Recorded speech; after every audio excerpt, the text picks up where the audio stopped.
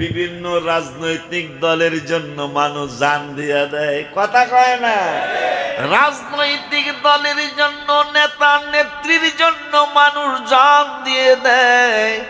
এ পাগলা, তুই যে জান দিলি নেতার জন্য, তুই যে জান দিলি নেত্রীর জন্য, তুই যে জান দিলি এমপির জন্য, তোর বাচ্চা এতিম হয়ে গেল, তোর বাচ্চা এতিমখানায় চলে গেল।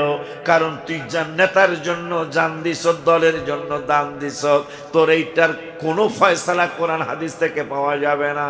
কিন্তু তুই যদি আল্লাহর হাবিবের জন্য, আমার রব্বুল আলামিনের জন্য, ইসলামকে পৃথিবীতে টিকিয়ে রাখার জন্য, হক রাস্তা আহলে সুন্নাত ওয়াল জামাতকে পৃথিবীতে টিকিয়ে রাখার জন্য যদি বুক পেতে দেস, দে, কোরআনের জন্য জীবন দিয়ে দিলাম, হাদিসের জন্য জীবন দিয়ে দিলাম, আমার নূরের নবী রাহমাতুল লিল আলামিনের দিদারের জন্য, নবী সাল্লাল্লাহু আলাইহি ওয়াসাল্লামের মহব্বত পৃথিবীতে টিকে রাখার জন্য জীবন দিয়ে দেব, পিছপা হব না। কিসে তুমি দাঁড়াইলা?